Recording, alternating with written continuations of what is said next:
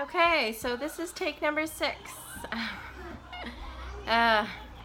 I am watching 4 kids right now plus my own, and it's a bit crazy in that house here right now, so I'm gonna try to make this quick, even though it's probably gonna be about 5 minutes, so make sure you have 5 minutes to listen to this.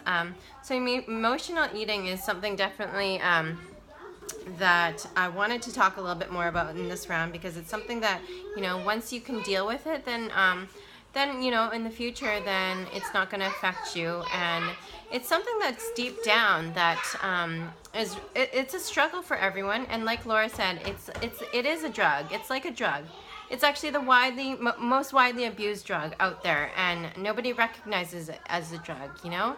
We turn to all this when we are sad, we're angry, we're mad. We all turn to, like, okay, no, I can't speak for everyone, but I know that I have, and I am still working on it. However, I'm a lot more conscious about it. Anyways, so let's dive into what emotional eating is. We don't always eat simply to satisfy hunger. A lot of us turn to food for stress relief, comfort, or as a reward. If you're an emotional eater, you may feel powerless over your food cravings. Sorry, I'm reading because you know me, my anxiety. I can't keep my thoughts straight, so I want to make sure that I cover everything. So sorry if this sounds a little bit monotonish. I'll try to make it a little bit more interesting. So when the urge hits, you don't think about anything else, you just do it. The crappy part is that you only end up feeling worse because now you feel guilty. So why do we do it? What is emotional eating? If you've ever made room for dessert, even though you're super full from dinner, and you've like downed a whole bucket after eating, when you're feeling down, you've experienced emotional eating. Or like a bag of chips. You'll eat a whole bag of chips after dinner, even though you're not hungry anymore, but you're just feeling bored and sad, or, you know, like thinking about a lot of things, and you just mindlessly eat that whole bag of chips, right? Emotional eating or stress eating is using food to make yourself feel better. Eating to fill emotional needs rather than to fill your stomach. Using food from time to time as a pick-me-up, a reward, or to celebrate isn't necessarily a bad thing. So like if you're celebrating your birthday and you're going out for dinner, that's not emotional eating.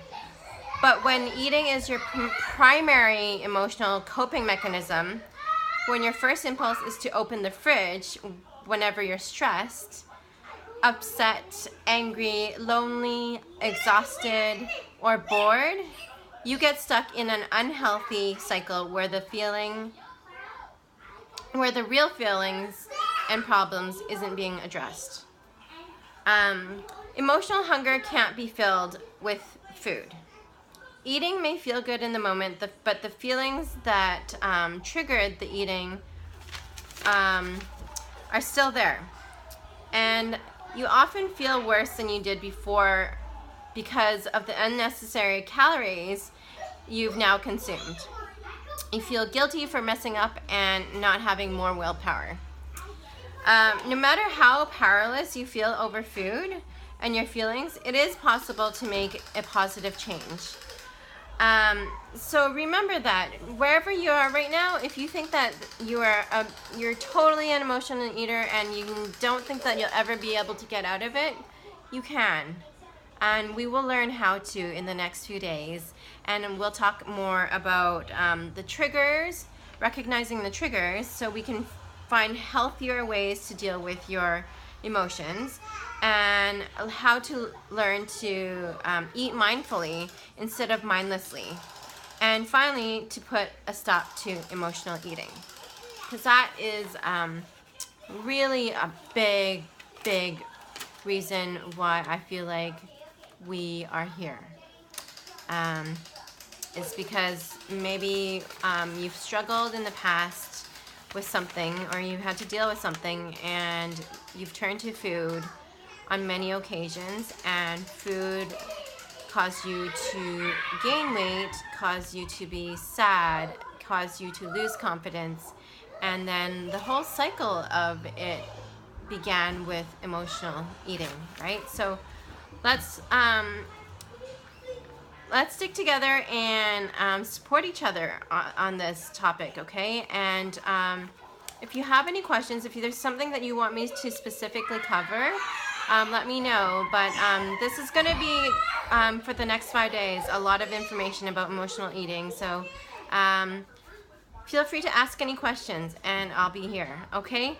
Hope you guys are having a good day, and I will see you after dinner.